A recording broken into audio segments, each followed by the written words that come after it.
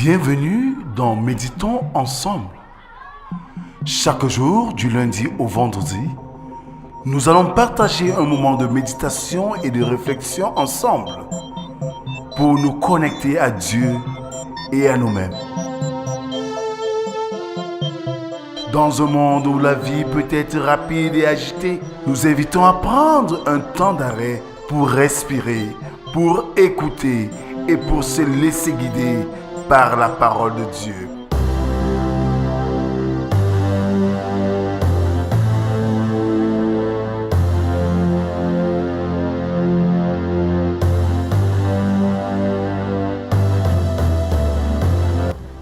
Rejoignez-nous chaque jour pour une méditation guidée, basée sur les Écritures et destinée à vous aider à trouver la paix, la joie et la sérénité dans votre vie quotidienne. Alors, prenez une profonde inspiration, fermez les yeux et célébrons notre Dieu.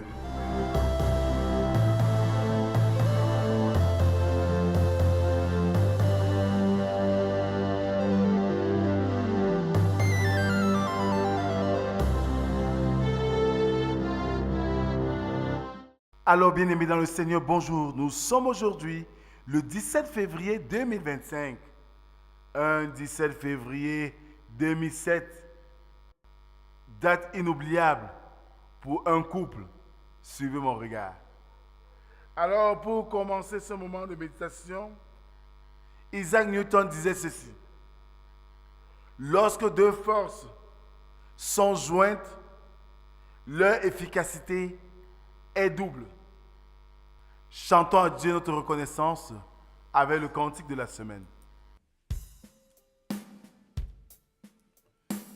Sur les ailes de la foi, numéro 77, Jésus est au milieu de nous.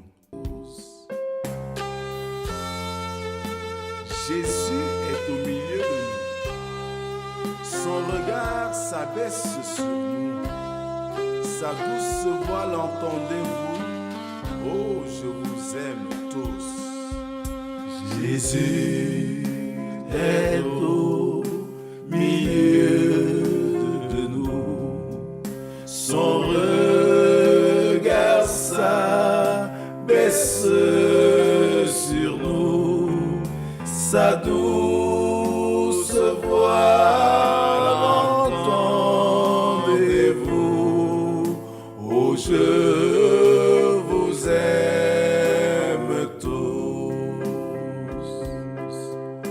Oh, je vous aime tous. Oh, je vous aime tous. Sa douce voix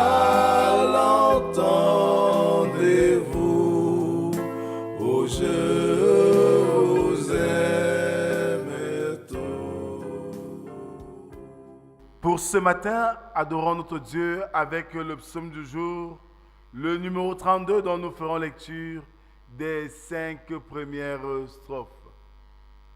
Heureux l'homme à qui l'Éternel n'impute pas d'iniquité et dans l'esprit duquel il n'y a point de fraude.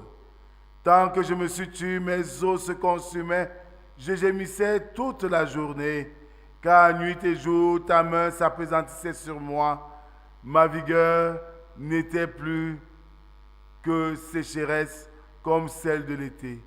Je t'ai fait connaître mon péché, je n'ai pas caché mon iniquité. J'ai dit, j'avouerai mes transgressions à l'Éternel, et tu as effacé la peine de mon péché. Amen. Éternel notre Dieu, voici le moment de la rencontre avec toi, le moment de l'écoute de ta parole.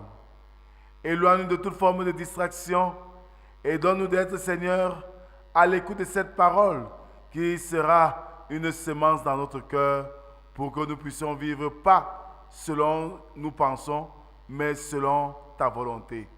Parle, Seigneur, nous t'écoutons. Amen.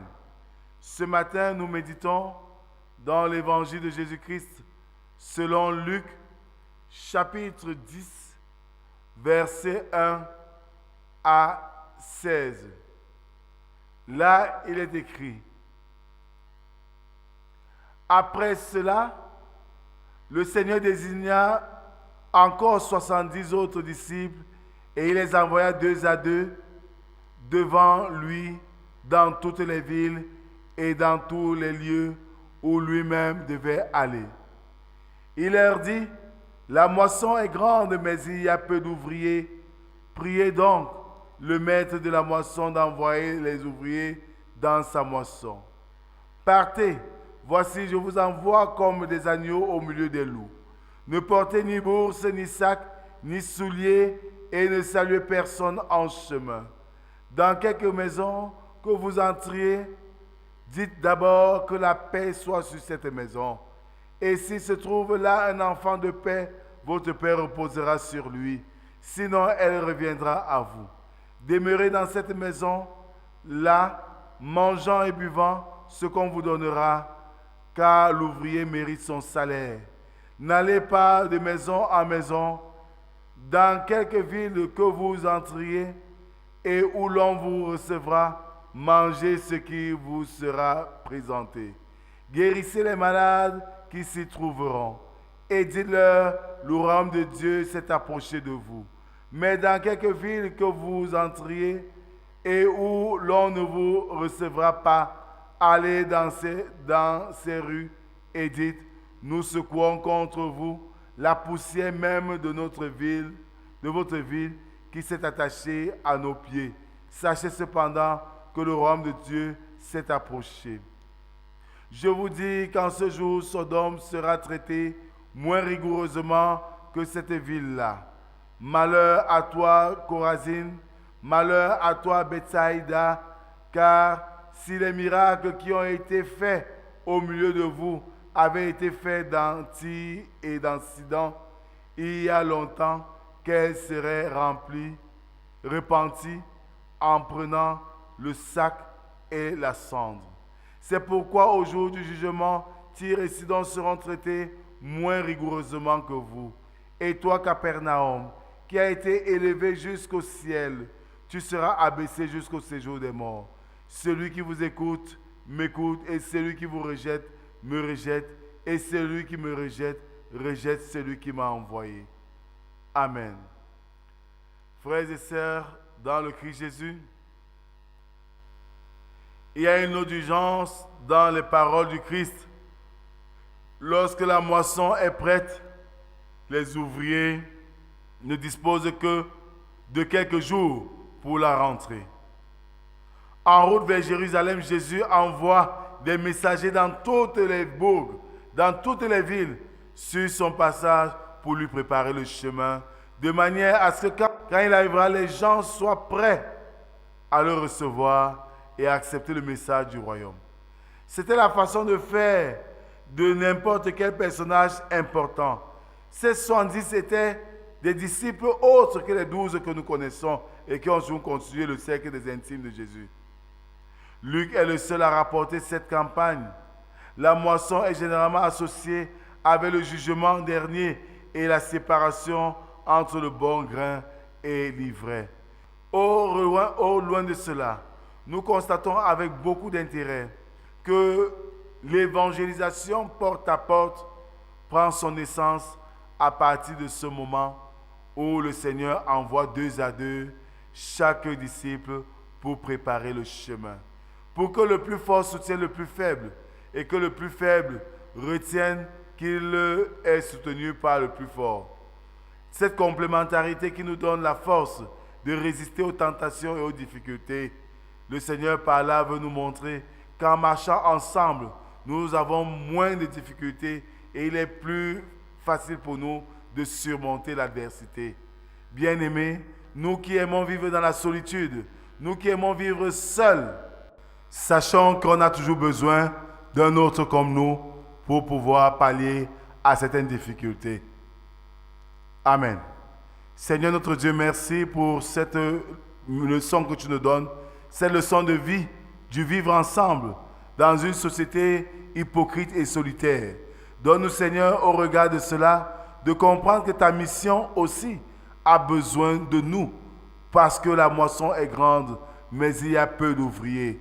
Donne-nous d'être des acteurs dans ta moisson, que ce soit psychologiquement, matériellement, intellectuellement, Seigneur, que nous soyons tous des acteurs dans cette grande mission qui est de propager ton évangile d'amour dans toute la terre entière. Merci Seigneur pour cette semaine nouvelle que tu nous accordes. Merci pour ce jour de grâce. Donne-nous la force de passer une journée merveilleuse à ta compagnie et que ta gloire soit toujours manifestée en tout temps et en tout lieu. C'est au nom de Jésus-Christ, ton Fils, que nous t'avons ainsi prié, lui qui nous a appris à te dire: Notre Père qui es aux cieux, que ton nom soit sanctifié, que ton règne vienne, que ta volonté soit faite sur la terre comme au ciel. Donne-nous aujourd'hui notre pain de ce jour. Pardonne nos offenses, comme nous pardonnons aussi à ceux qui nous ont offensés. Ne nous soumets pas en tentation, mais délivre-nous du mal, car c'est à toi qu'appartiennent le règne, la puissance et la gloire pour les siècles des siècles. Amen. Le Seigneur nous invite ce matin à chercher toujours à marcher ensemble, car ensemble, on peut faire de grandes choses. Qui va seul, va vite, mais qui va avec, va loin.